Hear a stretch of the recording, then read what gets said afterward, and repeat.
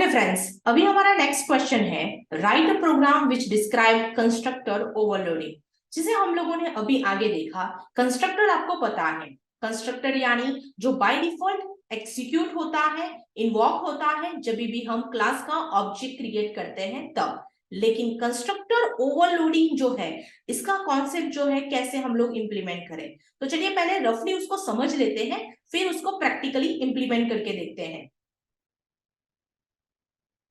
Constructor overloading that means for example जैसे like tops technology अभी मैंने आपको बताया, तो आपके पास यहाँ पे टॉप्स का एक क्लास है जिसके अंदर आप कुछ ऐसी इनिशियल चीजें जो है वो पहले डिफाइन करना चाहते हो। जैसे सपोज आपने यहाँ पे रख दिया कि आप एक इंट्रोडक्शन जो है वो यहाँ पे रखना चाहते हो।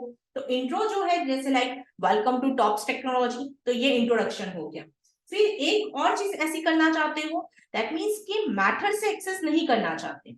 आप ऐसा चाहते हो कि जब भी कोई पर्सन एग्जीक्यूट करे, ऑब्जेक्ट बनाए, तो पहले ये चीज तो आ ही जानी चाहिए। तो जैसे सपोज मान लो यहाँ पे लेटेस्ट टेक्नोलॉजीज, यानी यहाँ पे आपको वो चीज डिस्प्ले होके आए कि भाई लेटेस्ट टेक्नोलॉजीज कौन सी चल रही है, राइट। तो आप ऐसी चीजें हैं जिनको आप अलग से कॉल नहीं करवाना चाहते। आप ऐसा चाहते हो कि जब भी कोई भी पर्सन नया रजिस्टर करे, यानी जब भी नया ऑब्जेक्ट बने, तब आप उसको विजुअलाइज करवाना चाहते हो। तो उस टाइम पे हम लोग क्या करेंगे, तो वहां पे हम लोग यहाँ पे डिस्प्ले ऐसा करेंगे कंस्ट्रक्टर ओवरलोडिंग। तो इसे हम एक कंस्ट्रक्टर में रख देंगे, फिर यहाँ पे इसे भी हम एक कंस्ट्रक्टर में रख देंगे। लेकिन एक चीज हमने देखी, इसमें भी हम स्टैटिक इंफॉर्मेशन डाल रहे हैं, इसमें भी हम स्टैटिक इंफॉर्मेशन डाल रहे हैं। तो एक जैसे सेम कंस्ट्रक्टर हम एक क्लास में नहीं रख सकते, तो थोड़ा ट्विस्ट लेके आ सकते हैं। क्या आप यहाँ पे जैसे लाइक इंट्रोडक्शन है, वहां पे हम ऐसा लिख सकते हैं हेलो, फिर उसके बाद जो पर्सन जो रजिस्टर हुआ है उसका नाम, और फिर यहाँ पे हम ऐसा लिख के आ सकते हैं कि welcome to tops technologies, right. तो वो हम लोग यहाँ पे डिफाइन कर सकते हैं। तो यहाँ पे क्या आ जाएगा, जो इंट्रो जे यानी जो पर्सन जो ऑब्जेक्ट बना है उसका नाम, तो वो कैसे एक्सेप्ट करवाएंगे, तो यानी मुझे यहाँ पे कंस्ट्रक्टर विद पैरामीटर लेना पड़ेगा। तो यानी यहाँ पे हम डिफॉल्ट कंस्ट्रक्टर जो है वो यूज कर लेंगे, और यहाँ पे हम पैरामीटराइज कंस्ट्रक्टर जो है वो यूज करेंगे। तो चले यहाँ पे इंप्लीमेंट करते हैं। यानी जब आप एक से ज्यादा कंस्ट्रक्टर एक प्रोग्राम में लिखते हो तो उसे हम कंस्ट्रक्टर ओवरलोडिंग कहते हैं। तो सबसे पहले मैं यहाँ पे एक कंस्ट्रक्टर यानी यहाँ पे पहले क्लास बनाते हैं, क्लास टॉप्स। जैसे आपको पता है क्लास का नाम एंड कंस्ट्रक्टर का नाम, दोनों का नाम क्या होना चाहिए, सेम होना चाहिए। तो सबसे पहले यहाँ पे हमने क्लास क्रिएट किया, यहाँ पे कंस्ट्रक्टर क्रिएट करेंगे। मेक श्योर कंस्ट्रक्टर जो है वो ऑलवेज पब्लिक मोड में होगा, यानी इसे हम एक्सेस स्पेसिफायर बोलते हैं। यहाँ पे कंस्ट्रक्टर कौन सा, टॉप्स, ये मैंने यहाँ पे कंस्ट्रक्टर बना दिया। अभी ये कंस्ट्रक्टर के अंदर यहाँ पे हम कुछ पैरामीटर ले लेंगे। तो पैरामीटर यानी जैसे कि फॉर एग्जांपल स्ट्रिंग और नेम, तो यहाँ पे ये यूजर नेम जो है वो यहाँ पे डिफाइन कर लेते हैं।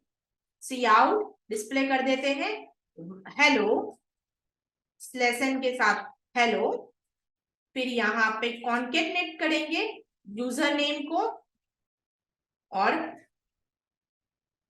Welcome to tops technologies, right. ये हमने कर दिया constructor implementation.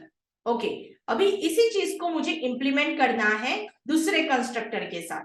Friends make sure कि ये आप चाहे कोई भी प्रोग्रामिंग में क्यों ना करो, यानी वो सी हो, सी प्लस प्लस हो, जावा हो, पाइथन हो, हम लोग यहाँ पे जो इंप्लीमेंट कर रहे हैं वो कॉन्सेप्ट को समझ रहे हैं। आप चाहे कोई भी प्रोग्रामिंग में चले जाओ, प्रोग्रामिंग में कॉन्सेप्ट सेम रहने वाले हैं, सिर्फ माइनर सिंटैक्स चेंज होगी। यानी अगर मैं कंस्ट्रक्टर यहाँ पे सिखा रही हूँ तो जावा में भी कॉन्सेप्ट यही रहने वाला है, सिर्फ सिंटैक्स जो है वो माइनर चेंज होगी, बाकी कॉन्सेप्ट में कहीं पे भी कोई भी जगह पे चेंजेस नहीं हो रहे हैं।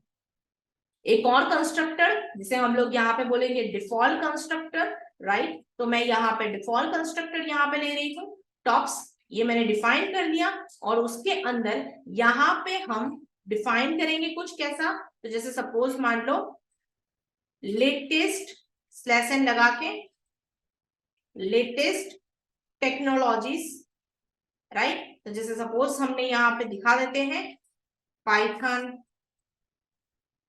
React native and front end, ऐसा कुछ यहाँ पे डिस्प्ले कर सकते हैं, राइट। और यहाँ पे वॉइड में यानी जहां पे आपको ऑब्जेक्ट बनाना है, तो ऑब्जेक्ट क्रिएशन तो करना ही पड़ेगा, नहीं तो क्लास का कंस्ट्रक्टर कॉल नहीं होगा। तो टॉप्स ऑब्जेक्ट बनाया आपने, दैट्स इट। जब आप इतना लिखते हो तो वो क्या कॉल कर देता है यहाँ पे, आप ध्यान से देखोगे तो उसने लेटेस्ट टेक्नोलॉजीज कॉल करके दिखा दी। अगर मैं यहाँ पे टॉप्स उसके साथ मैं obj1 और उसमें मैं यहाँ पे लिख दूं कि जैसे सपोज मान लो मैंने यहाँ पे नाम जो है वो लिख देना है, तो मैंने अंजलि यहाँ पे नाम लिख दिया। अभी मैं इसको टर्मिनल को अपने इसको किल करके यहाँ पे वापस से रन करते हैं, तो आप देख सकते हो hello Anjali, welcome to tops technologies, right. इस तरीके से आप इसको डिफाइन कर सकते हो। ओके, सपोज मान लो मैं यहाँ पे ऑब्जेक्ट बस इतना ही लिख रही हूँ और मैं इसको रन करवाऊं, तो वो मुझे यहाँ पे एरर दिखाएगा। क्यों? क्योंकि आप यहाँ पे रीडिक्लेरेशन कर रहे हो, तो एक टाइम पे एक ही ऑब्जेक्ट यहाँ पे एक्सेस हो सकता है। इसीलिए मैंने यहाँ पे ऑब्जेक्ट 1 लिखा था, और आप अभी इसको रन करोगे तो इस तरीके से ये एग्जीक्यूट होके आ जाएगा। अगर आपको एक और ऑब्जेक्ट बनाना है तो इस तरीके से आप बना सकते हो। तो आप जितने ऑब्जेक्ट्स बनाओगे वो ऑटोमेटिकली यहाँ पे क्या हो जाएगा, कॉल करके दिखाएगा।